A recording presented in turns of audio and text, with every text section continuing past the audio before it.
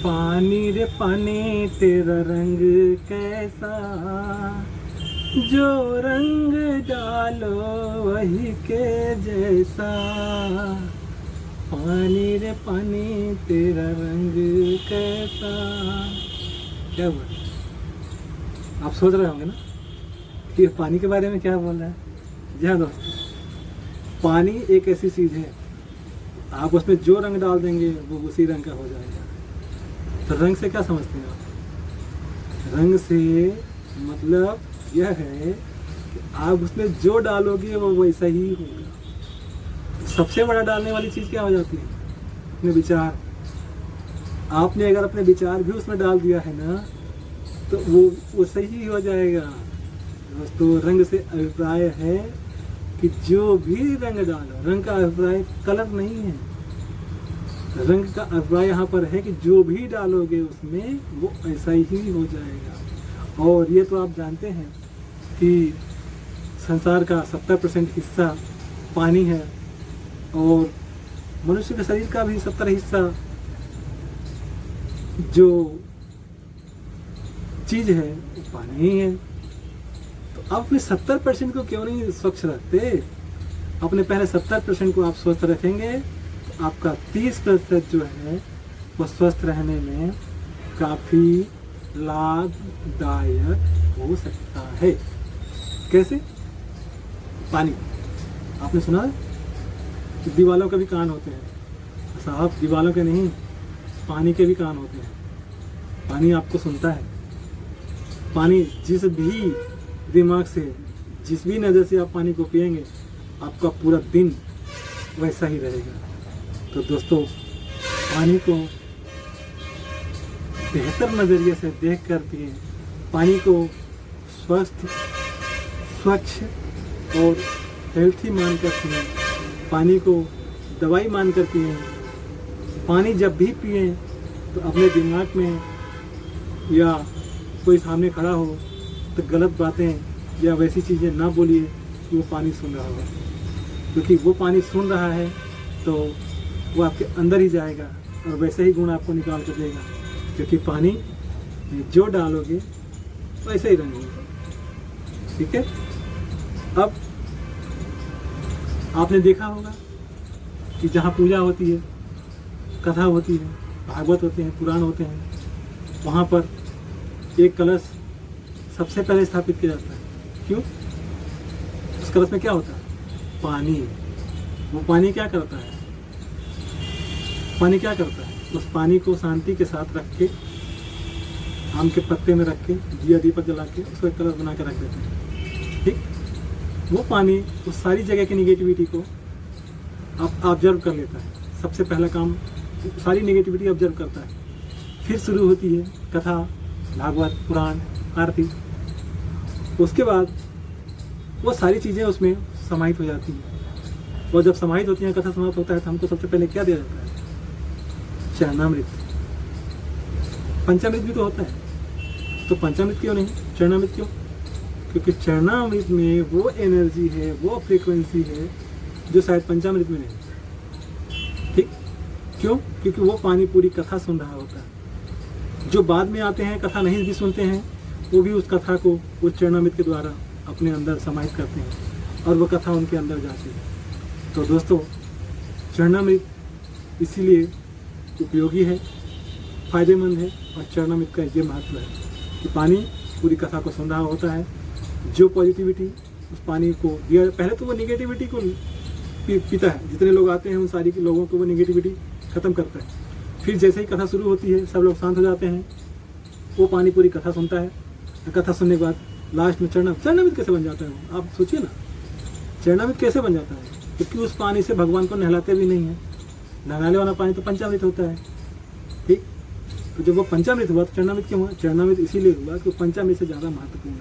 चरणामृत कहलाता है इसीलिए क्योंकि भगवान के चरणों की, भगवान की सेवा की, भगवान की पूजा की, भगवान की कथा की सारी चीज़ों की एनर्जी ऑब्जर्व करता है और फिर चरणामृत बनता है। और चरणामृत जब बनता है तो लोगों में प्रसाद के तौर पर उसे हाथों में दिया जाता है, 2-2, 3-3 छोटे-छोटे चम्मच में, और लोग उसको सबसे पहले पीते हैं। और वो सारी पूजा का जो पॉजिटिविटी होती है, उस कथा की जो चीज़ें होती हैं, वो सारी चीज़ें वो अपने अंदर समाहित करते हैं। इसलिए दोस्तों, पानी को हमेशा रिचार्ज कर ही पिए। रिचार्ज, जी हाँ, पानी को रिचार्ज करके, यानी जब भी पिए उसमें अपनी इंफॉर्मेशन, अफर्मेशन, सारी चीज़ें दें जो आपको चाहिए ज़िंदगी में, वो सारी चीज़ें पानी को दें। क्यों? क्योंकि ये शरीर 5 तत्व से बना हुआ है, जिसमें एक तत्व जल भी है, और जल आपके शरीर का 70% हिस्सा है। तो दोस्तों, पानी को पानी न समझें, जल ही जीवन है, जल ही जीवन है। पानी को पानी बिल्कुल ना समझें, पानी को दवा समझें, पानी को अमृत समझें, पानी को जो समझना समझें, पर पानी को पानी ना समझें। यह है पानी की विशेषता। और पानी इतना महत्वपूर्ण वैज्ञानिक दृष्टि से कैसे हुआ, ये भी आपको बताता हूँ। जापान, हिरोशिमा नागासाकी बम जब परमाणु हमला हुआ था, तो आज से 10-15 साल, 20 साल पहले तक वहाँ की जो वहाँ जो बच्चे या जो भी चीज़ें पैदा हो रही थी, वो विकलांग पैदा हो रहे थे। बहुत पुरानी बातें नहीं हैं, 20-25 साल पहले हम लोग पढ़ते थे तो पता चलता था कि जापान में आज भी लोग विकलांग पैदा होते हैं। उसका कारण था वहाँ की जलवायु, वहाँ का पर्यावरण, क्योंकि वहाँ हिरोशिमा और नागासाकी पर 2 परमाणु हमले हुए थे विश्व युद्ध के दौरान, और वो इतना नुकसानदायक था कि जापान को उभरने नहीं दे रहा था। जापान के सारे लोग विकलांग पैदा होते हैं। पर क्या आपको पता है, अभी ताज़ा सर्वे के अनुसार, दोस्तों, ताज़ा सर्वे के अनुसार, अभी भास्कर या किसी दैनिक भास्कर में भी आया था, और वैज्ञानिकों ने भी ये कहा है कि जापान की जो लाइफ स्पैन है ना, वो 100 साल प्लस है। जी हाँ दोस्तों, जापान 100 साल प्लस जीता है, और हेल्थी जीता है, ताजगी भरी ज़िंदगी जीता है, बीमार नहीं रहता। उसका कारण क्या है? उसका कारण है पानी। उन लोगों ने सब सारी चीज़ों में वो सारी चीज़ें देख ली कि कहीं पर फ़ायदा नहीं हो रहा है, न्यूट्रिशन में, डाइटिस में और मेहनत में। तो उनको लगा कि जैसे 5 तत्वों से शरीर बना है, वैसे ही 5 तत्व जल हैं, तो जल का हमारे शरीर में 70% योगदान है। तो क्यों ना जल पर काम किया जाए। तो 70% तो हम ठीक कर सकते हैं। रहा बात 30%, तो 30% में आप 2-2% खाने पीने में, योग में, सारी चीज़ों में करेंगे, तभी 10% तो आप ला ही सकते हैं। आपका जीवन 80% हेल्थी तो हो जाएगा, बाकी बचा 20%। अब यहाँ पर पहले क्या होता था कि 30% को हेल्थी रखते थे, 70% कैसे छोड़ देते थे, तो कवर नहीं कर पाता था। तो जापान के वैज्ञानिकों ने क्या किया, पानी पर शोध किया। तो उन्होंने सबसे पहले भारत में देखा कि भारत में बहुत सारी ऐसी जगह हैं जहाँ पानी में अच्छी प्रॉपर्टी पाई जाती है, यहाँ के पानी बहुत अच्छा माना जाता है।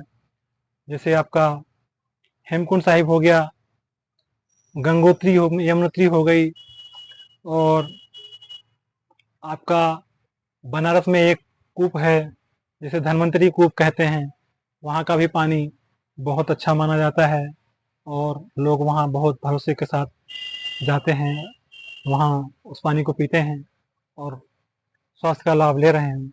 और हमारे यहाँ एक भारत पाकिस्तान के बॉर्डर पर पीओके में एक वैली है। उस वैली में, आपको उस वैली के बारे में क्या बताऊं दोस्तों, उस वैली के लोग 150 प्लस साल तक जीते हैं, और जो दादी है वो पोती के जैसे लगती है। आप वहाँ पर कोई फर्क नहीं कह पाएंगे कि ये दादी है या ये पोती है। और सबसे अच्छी बात कि 60 से 90 साल तक के वहाँ की जो औरतें हैं वो प्रेग्नेंट होती हैं और माँ बनती हैं। ये तारीफ की बात है दोस्तों। अब कहीं दूर जाने की आपको आवश्यकता नहीं है। आपको जर्मनी, जापान, इंग्लैंड, अमेरिका जाने की जरूरत नहीं है अपने उदाहरण लेने के लिए।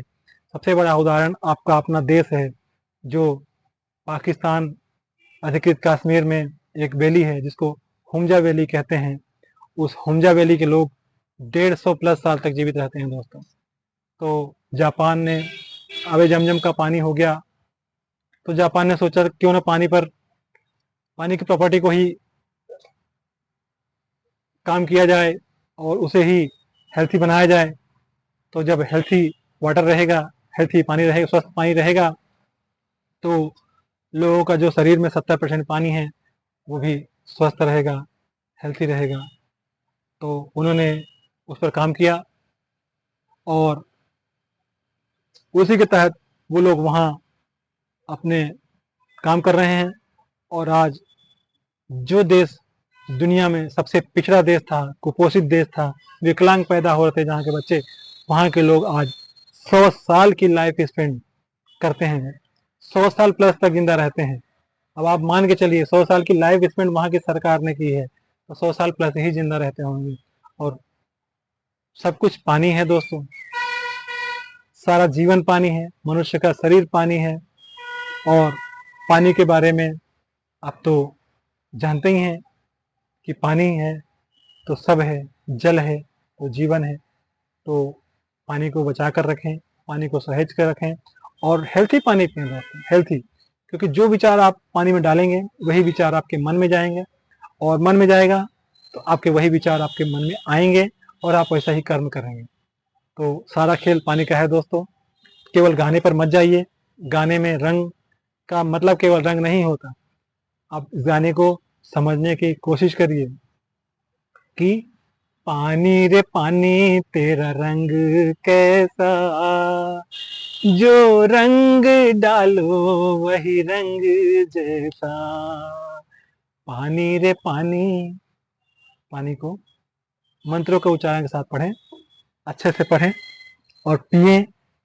मंत्रों का उच्चारण जब पढ़ लें, कर लें, उसको बता दें और तब खुशी खुशी पानी को पिएं। आपका मन सुंदर, आपका तन सुंदर, आप सुंदर, सारा जग सुंदर। हेल्थी रहेंगे तो सब कुछ हेल्थी रहेगा। नमस्ते।